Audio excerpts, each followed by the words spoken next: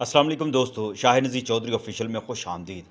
मैंने सूफ़ी बरकत साहब के हवाले से, उनके कमालात के हवाले से, उनकी शख्सियत के हवाले से कुछ वाक़यात आपको सुनाए हैं और उनके जो वज़ाइफ थे, जो उनके मिज़ाज के अंदर, जो उनकी तबीयत के अंदर थे, उनकी तहक़ीक़ का जो मरकज़ थे, अस्माए मुबारका जो थे, उनके वज़ाइफ मैंने आपके साथ शेयर किए हैं, इसलिए कि आपके अंदर भी वो तक़वा पैदा हो, आप भी वो अस्माए मुबारक पढ़ें और अपने अंदर जो रूहानी अक़दार आप पैदा करना चाहते हैं, रूहानी तौर पर आप अपने आप को मज़बूत करना चाहते हैं, अल्लाह का क़ुर्ब हासिल करना चाहते हैं, नमाज़ के और कुरान पाक के बाद आप तस्बीहात के लिए इन वज़ाइफ को इस्तेमाल कर सकते हैं, खुलेआम कर सकते हैं। से सवाल किया जा रहा है, दुनिया भर में जितने भी मुझसे राब्ता करने वाले दोस्त हैं, उनमें से अक्सरियत ने एक सवाल किया है कि अल्लाह ताला के बाकी जो नाम हैं, क्या वो इसमें आज़म का दर्जा नहीं रखते? कि जो सिर्फ़ चंद एक मख़सूस नामों पर ही हमें ज़ोर दिया जाता है कि ये इस्माए आज़म है। क्या अल्लाह पाक क्या हर नाम इसमें आज़म का दर्जा नहीं रखता? तो दोस्तों, इस हवाले से उलमा ने, फुक़हा ने हर नाम की, अल्लाह ताला के हर अस्म मुबारक की जो ख़ासियत है, जो खूबी है, जो उसके मायने हैं, जो उसकी जो उसके कमालात हैं, जो उसके कमालात हैं, वो सब बयान किए हैं और हर नाम जो है अल्लाह का अज़ीम है, हर नाम जो है इसमें आज़म है। लेकिन इसके बावजूद तहक़ीक़ करके बहुत सारे ऐसे नाम जो हैं, वो बयान किए गए हैं कि इनका जो ज़िक्र है कुरान पाक की मुख्तलिफ़ आयात के अंदर मौजूद है। रसूल करीम सल्लल्लाहु अलैहि वसल्लम का भी इरशाद मौजूद है कि इनके अंदर, इन अस्माए मुबारका के अंदर अपना नाम जो है, अस्माए मुबारक जो है, अस्माए आज़म जो है, वो तलाश करो। तो मैं जो आपको वाक़या सुनाने लगा हूँ, जो बात सुनाने लगा हूँ, मैं भी एक तहक़ीक़कार हूँ, मैं भी एक तालिबे इल्म हूँ, मैं भी सीखने की कोशिश करता हूँ। ऐसी बातें जो आपके साथ शेयर करता हूँ, जो मुझे उलझन से निकाल देती हैं। तो वो अस्माए मुबारका जो मैंने पहले आपसे ज़िक्र किया, उसमें या हय्यु या क़य्यूम का जो बहुत ज़्यादा ज़िक्र है, जो सूफ़ी बरकत साहब किया करते थे। और इस हवाले से मैं आज की वीडियो में आपको ये बात बताने लगा हूँ जो मुझे मालूम हुई।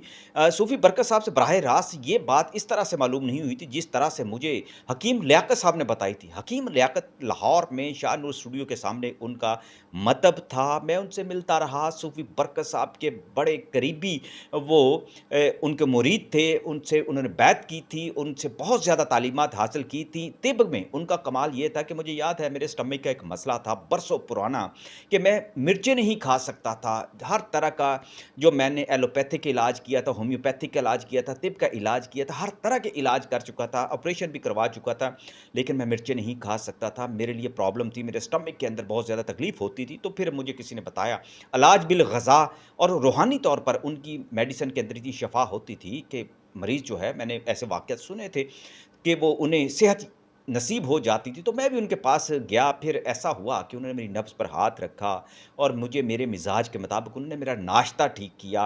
मेरे लिए खाने में चंद एक चीज़ें उन्होंने ठीक की, कोई मुझे मेडिसिन ना दी, और उसके बाद उन्होंने या हय्यु या क़य्यूम की पूरी एक तस्बीह पढ़ के मुझ पर फूँकी थी। वो उनका मामूल भी था और कुछ लोगों के लिए ख़ास तौर पर भी तवज्जो फ़रमा दिया करते थे। वो कहते थे, हमारे मुर्शिद का ये हुक्म है कि अपने अपने मरीज़े ख़ास पर ये ज़रूर तवज्जो किया करो, या हय्यु या क़य्यूम की, ताकि अल्लाह ताला उसको सेहत कामिला अता फ़रमाए। ये अल्लाह ताला की अता थी, जो सूफ़ी बरकत साहब एक वसीला बनकर उनकी ज़िंदगी में आए, तो उन्होंने अपने मरीज़ों को हकीम लियाकत साहब ने अता करना शुरू किया। तो ये अल्लाह का शुक्र है कि मैं बाद में 10-10 सब्ज़ मिर्चें भी खाया करता था, काली मिर्चें भी मैं खाता रहा हूँ। ये मेरी ज़िंदगी का एक हिस्सा बन गया कि अब तक, यानी कि तकरीबन पिछले मुझे 16-17 साल हो गए हैं कि अल्लाह का शुक्र है कि मिर्चें भी ठीक से खा लेता हूँ। और उनकी दी हुई तस्बीह जो उन्होंने मुझे ख़ास तौर पे ये कहा था, मैंने उनको पता था, चूँकि मैं सूफ़ी बरकत साहब की ज़ियारत कर चुका हूँ, उनकी महफ़िलों में जा चुका हूँ, मैंने दाता दरबार में उनके साथ मुलाकातें की हुई हैं, और फिर अदीब जावदानी साहब के हवाले से तो बहुत सारी ऐसी बातें थी।